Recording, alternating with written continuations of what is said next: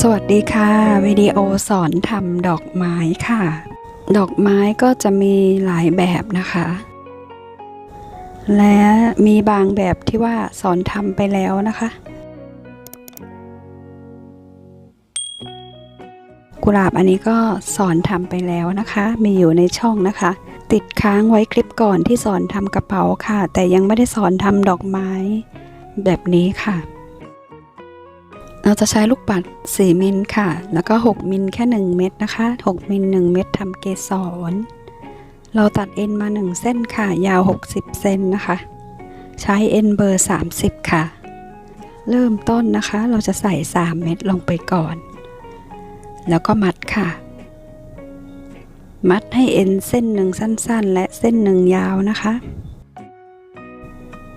มันจะเป็น3เม็ดแบบนี้ค่ะลายนี้เราจะใช้เข็มด้วยนะคะให้เราใส่แดงขาว2เม็ดนะคะแล้วก็ร้อยย้อนขึ้นมาค่ะ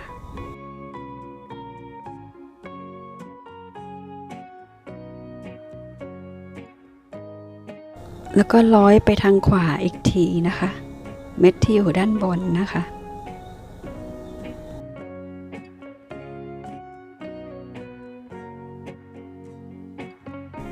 จากนั้นก็ใส่แดง1เม็ดค่ะร้อยไปที่จุดเดิมนะคะร้อยขึ้นมา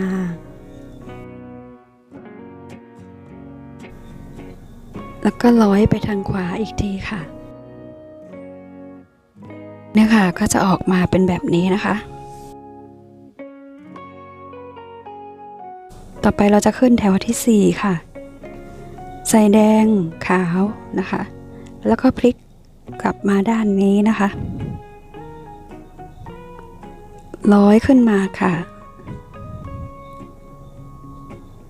แล้วก็ร้อยไปทางขวาอีกทีนะคะก็จะทำแบบนี้ไปซ้ำๆนะคะวิธีทำ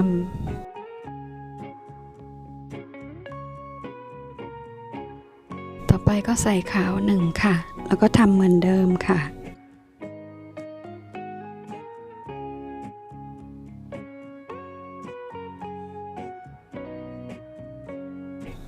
จากนั้นก็แดง1นะคะใส่แดงลงไปแล้วก็ร้อยขึ้นมาแล้วก็ร้อยไปทางขวาอีกทีค่ะอันนี้คือแถวที่4มี4เม็ดนะคะแดงขาวขาวและก็แดงนะคะต่อไปขึ้นแถวที่5ค่ะใส่แดงขาวแล้วก็พลิกกลับมาด้านนี้ค่ะร้อยไปที่ช่องแรกร้อยขึ้นมาค่ะ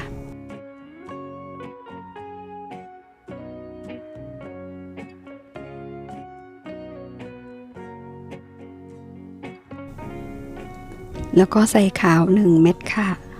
ร้อยขึ้นมาวิธีทำเหมือนกันเลยนะคะเหมือนกันทุกเม็ดเลยค่ะ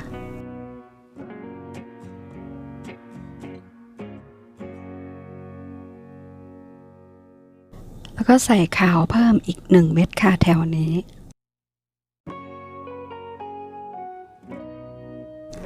แถวนี้จะมีขาว3เม็ดนะคะแล้วก็ถัดไปเราจะใส่เม็ดสีแดงค่ะขอบข้างคือสีแดงตรงกลางเป็นสีขาวนะคะ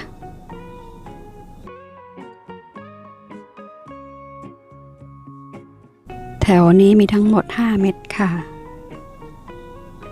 นะคะเราทำมาได้ครึ่งหนึ่งแล้วนะคะตรงนี้ต่อไปเราจะทำแถวที่6ใส่แดงขาวลงไปแล้วพลิกกลับมาด้านนี้ค่ะปกติเราจะร้อยขึ้นมาที่ช่องแรกตรงนี้แต่แถวนี้ไม่ร้อยช่องแรกนะคะให้เราเว้นช่องแรกไว้ค่ะแล้วไปร้อยช่องที่2ค่ะ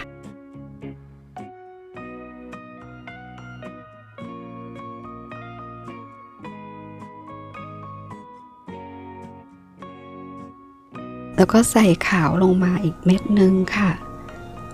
ร้อยไปช่องที่3นะคะ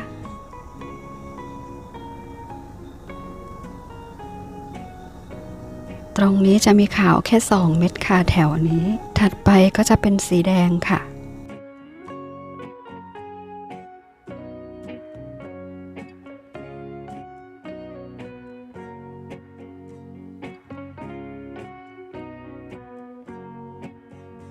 ต่อไปขึ้นแถวใหม่ค่ะแดงขาว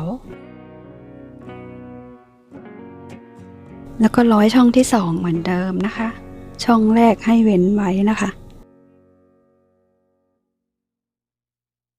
เพราะเราเว้นช่องแรกไว้ก็เลยทำให้ลูกปัดเฉียงลงมาเป็นรูปร่างเหมือนใบไม้นะคะแล้วก็ใส่สีแดงปิดท้าย1 เม็ดค่ะแถวนี้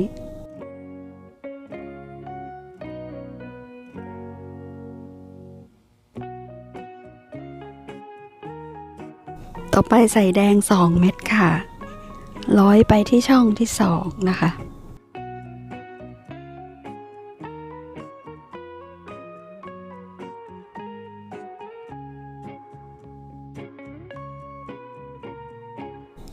แล้วก็ปิดท้าย1 เม็ดนะคะ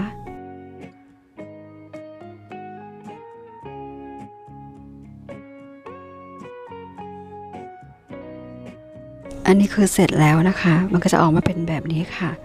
เอ็นทั้ง2เส้นให้เราร้อยเก็บเอ็นค่ะร้อยเก็บเอ็นร้อยไปรอบๆเลยค่ะวนไปวนมายังไงก็ได้นะคะทั้ง2เส้นเลยนะคะแล้วเราก็ตัดทิ้งไปค่ะ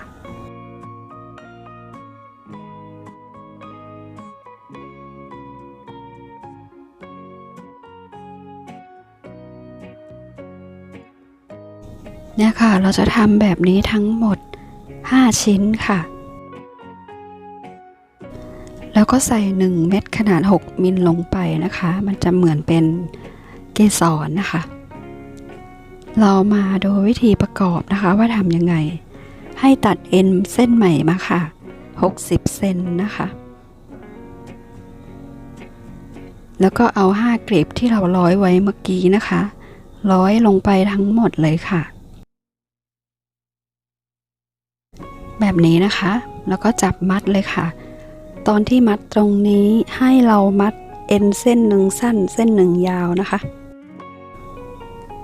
หยิบเอ็นมา1 เส้นร้อยไปด้านข้าง1 เม็ดค่ะ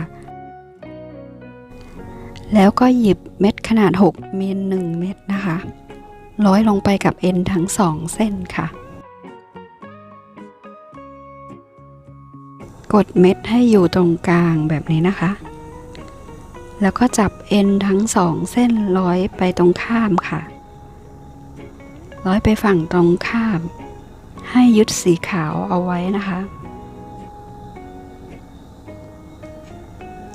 ให้เราร้อยวนมาค่ะให้เอ็นมาเจอกันแล้วก็จับมัดค่ะมัดให้แน่นๆเลยนะคะตรงนี้มันจะมีเอ็นเส้นหนึ่งสั้นเส้นหนึ่งยาวนะคะแบบนี้นะคะให้เราหยิบเส้นที่สั้นๆค่ะร้อยเก็บเอ็นไปรอบๆก่อนนะคะแล้วก็ตัดทิ้งไปนะคะหลังจากนั้นให้หยิบเอ็นเส้นที่ยาวๆเส้นนี้ค่ะใส่เข็มลงไปค่ะเราจะร้อยเชื่อมดอกไม้นะคะร้อยตามเม็ดตามในวิดีโอเลยค่ะ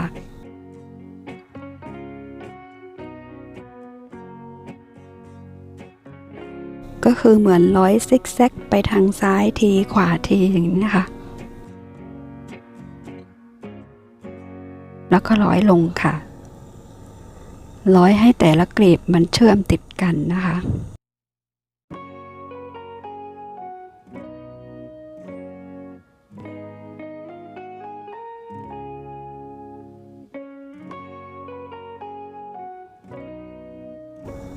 แบบนี้นะคะต่อไปก็ทำกลีบถัดไปค่ะร้อยเม็ดทางซ้ายแล้วก็ขยับมาทางขวาค่ะพอร้อยขวาเสร็จก็ไปซ้ายเราจะซิกแซกไปแบบนี้นะคะพอตรงนี้เสร็จเราก็ร้อยลงค่ะเลี้ยวลงมานะคะเลี้ยวลงมาก็ซ้ายทีขวาทีทำเหมือนเดิมค่ะแล้วเราก็ทำช่อง1 2 3ที่เหลือเหมือนกันค่ะร้อยซิกแซกไปมานะคะวิธีทำเหมือนกันไปทุกช่องเลยค่ะ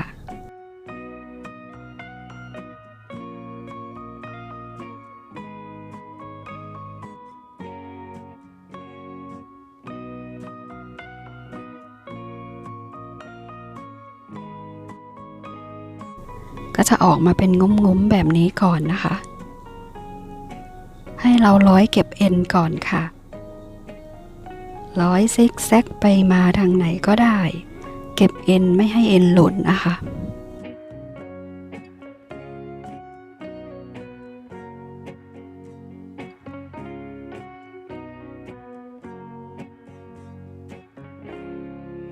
ก็ตัดทิ้งไปค่ะ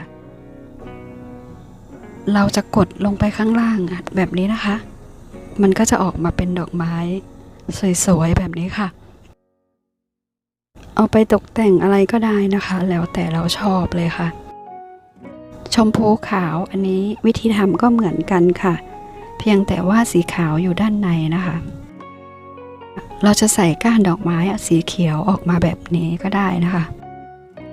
ก้านดอกไม้มาใส่แล้วก็เสียบแจกันได้นะคะหรือจะทำเป็นดอกไม้เล็กๆแบบนี้ก็ได้ค่ะอันนี้จะเล็กกว่านิดนึงแต่วิธีทำก็คือคล้ายกันค่ะมันแค่ลดแถวลงมานะคะก็จะดูเล็กลงค่ะ